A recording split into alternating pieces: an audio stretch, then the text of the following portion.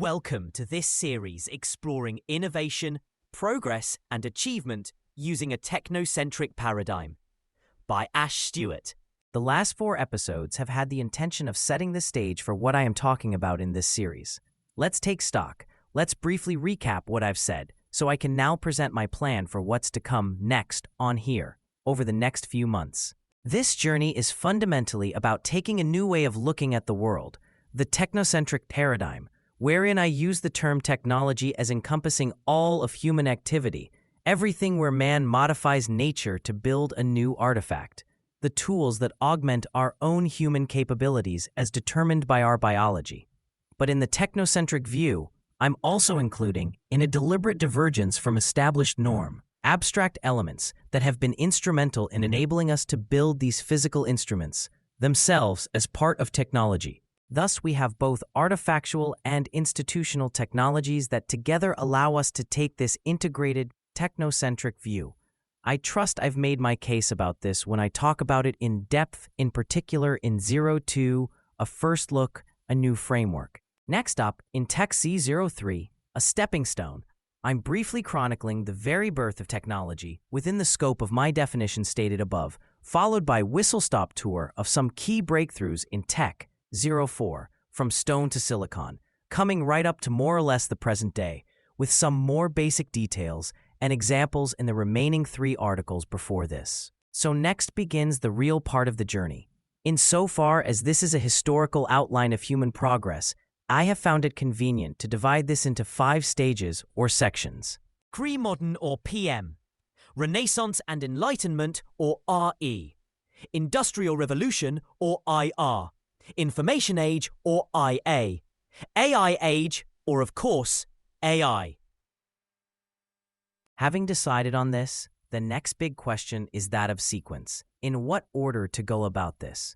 Obviously, the more recent developments might be of more interest, not to mention immediate relevance, to you or in general to most people. And me being someone who has made an earnest attempt to dig into both history and peer into the future, that seemingly odd juxtaposition you've seen on my profile summary, history and futurism. I am indeed very keen on presenting my view of how the near future might be likely, probably, maybe, to turn out. But here is a key epistemological principle I strongly subscribe to. We cannot speculate about the future if we don't understand the present. We cannot understand the present if we don't know about the past, and we cannot understand any topic well enough if we don't also look at related topics surrounding it. So that's my proposed trichotomy about time and space. It's a diachronic and paratopic epistemology, and that forms the very basis, inspiration, and motivation of this exploration, this view, this technocentric approach to making sense of things. So what's it then practically, I propose to start by a chronological approach here. Having thrown out a teaser or two, an extremissimally brief account of the Industrial Revolution, both the institutional technological developments in Great Britain in the run-up to it, and then more or less a list of the artifactual technologies as part of it, for example. But now I shall reset the clock to 0, again on the technocentric timeline, and we shall get going from there. You will be right to expect a lower-level detail in the earlier phases of this journey undertaken chronologically, both for the reasons of interest/relevance mentioned, but also because of the relative paucity of information of the more remote past. Furthermore, given the exponential nature of technological progress, you may argue that developments going back to the mists of time are not as important as the later ones. I shall suggest we offline that discussion to the comment section of this article.